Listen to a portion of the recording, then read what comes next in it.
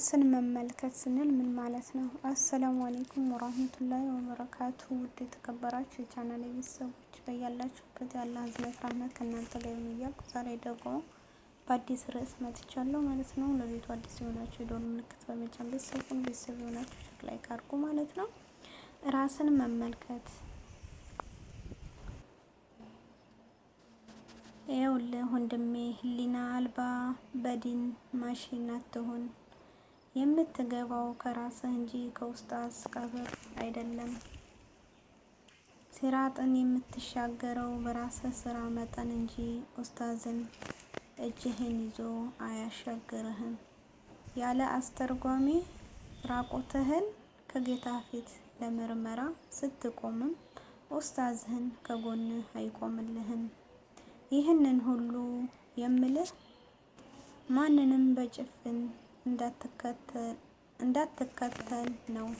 በአሁኑ ሰዓት በየሰፈሩ ያሉ ሸይኮችና ኡስታዞች አብይ መታወቂያ ጭፍንነትን ስራዬ ብለው የሚገንቱ ተማሪዎቻቸውን በጭፍንነት የሚኮተኩቱ መሆናቸውን ነው። የወደዱትን በጭፍን እንድትወድላቸው፣ የጠሉትን በጭፍን እንድትጠላላቸው እስከ ደም ጠብታ ይታገሉሃል። ቁርአን፣ ሐዲስ፣ የዑለማ ንግግር ተንኮለኛ በሆነ መልኩ ከአውድ ውጭ እያገኙ የሀሳብ ሽብር ይነዙብሃል።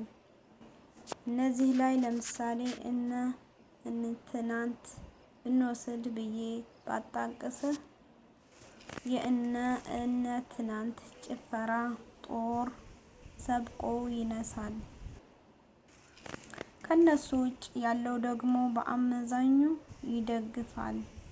እውነት ለመናገር ግን ጣት መቀሰሩ ስለሚቀለን እንጂ ይሄ በሽታ ይበዛም ይነስም በየቤቱ ይገኛል። ችግራችን ግን አይናችን ውስጥ ያለውን ግንድ ጥለን ከሌሎች አይን ያለን ጉድፍ ነው የምንመለከተው። የሌሎችን ጥፋት ለማጋለጥ እንረባባለን። እሺ ራሳችንስ ማን ያርመው? ለማን ነው የምንተወው? እረ ልባችንን ፈቃጅ ተመልካች አጣ። ድባቡ የተበከለ ሆኖ መገሳጸጽ አልቻልንም። እኛም ለራሳችን ተገቢውን ትኩረት አልሰጠንም። ግን እስከ መቼ? እና ወንድሜ ከማንም ጉጠኛ ቡድን ጋር ጭፍን ተሰላፊ አትሁን። ከዑለማ ንግግር ውስጥ ከስሜቱ ጋር በሚገጥምለት መልኩ እየመረጠ የሚያቀርብ ሰው ስታይ በችኮላ እንጂ አትስጥ። የየትኛውም ቡድን ጋር የተሰለፈው ሁሉ ይህንን እያደረገ ነውና የሱ ከሌሎቹ በምን እንደሚለይ ረጋ ብለህ መርምር። የማይነቃነቅ ነባራዊ ሀቅ የአላህ ሱና ዋና መታወቂያ አስመስሎ ያቀርብልህ ጉዳይ አብዛኞቹ ዑለማዎችን ዘንድ ያለው አቋሚ እሱ ካወራህ ተቃራኒ ሆኖ ልታገኘው ትችላለህና ከስሜት ነፃ ሆነህ በሚገባ ፈትሽ። ደግሞ ቆም ብለህ ታዘባቸው። ብዙዎቹ ቡድናዊነት የሰበሰባቸው አካላት እኔ እከሌ ጠረዘኞች ናቸው፣ ድንበር አላፊዎች ናቸው እያለ ከፍ አድርጎ ያስተጋባል። የሚያስከነዱ ጠረዘኞችን ግን አቅፎ ያሽሞነሙናል።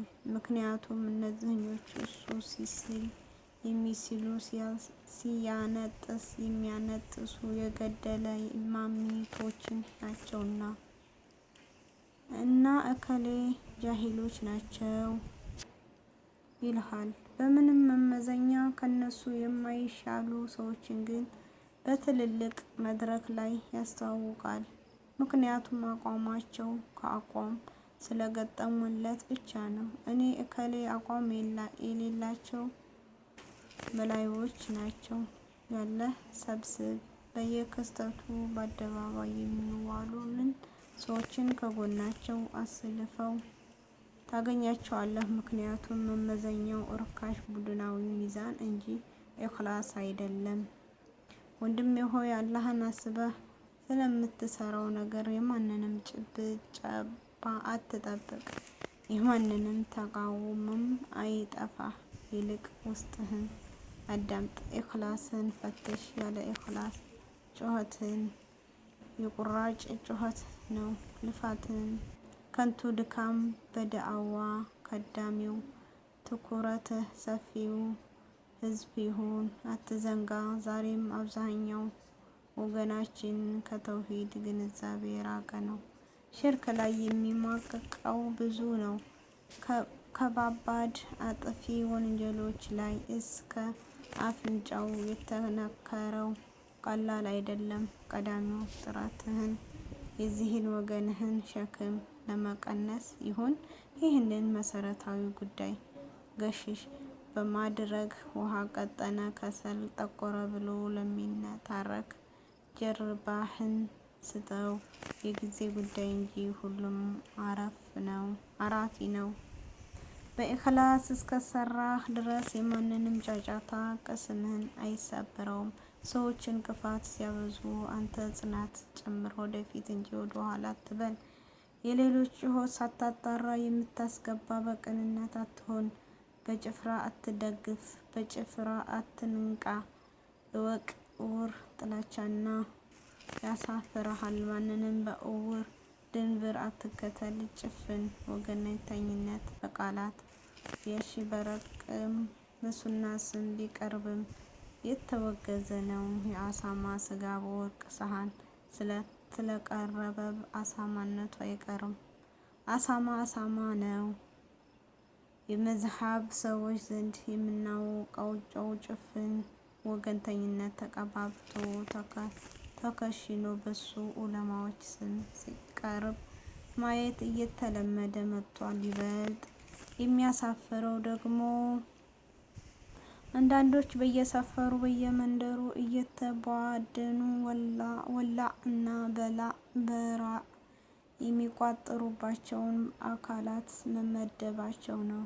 ደግሞም በልክ እንሁን።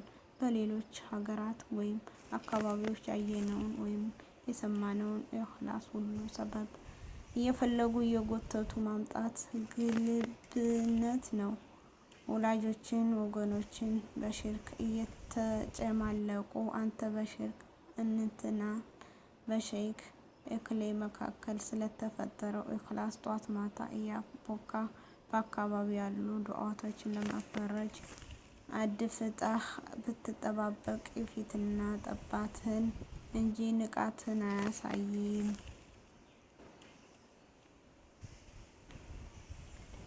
በአካባቢህ ነው የሚባለው የዳዕዋ ተሳትፎ ሳይኖርህ እንዳቅማቸው እየደከሙ ያሉ አካላትን ትንሽ ጥረት አይኗን ለማጥፋት ጦር ብትሰብቅ ጥሬትነትን ብቻ ነው የሚያሳየው። ወንድሜ ከቻልክ አግዝ፣ ክፍተት ካየህ አርም፣ አቅሙ ከሌለህ ባላቸው አስማክር፣ የምትችለውን ከጎናቸው ቁም።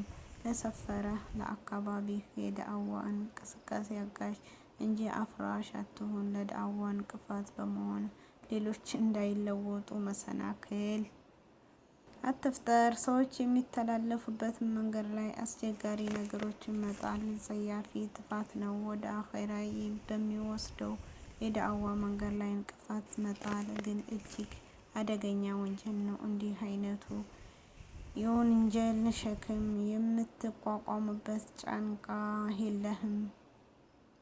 ዛሬውኑ ሚናህ ላይ ዛሬውኑ ለዳዕዋ ያለህን አስተዋጽኦ ገምግም። እውነት ነው። በእውነት አሁን ለራስን መሆን ራስን መመልከት ከኛ ከራሳችን ይጀምራል ማለት ነው። ራሳችንን ስናነብ ነው ራስን መመልከት የምንችለው ማለት ነው። እና ቪዲዮ ላይክ ሼር አድርጉ። ወዳችኋለሁ። ባይ ባይ።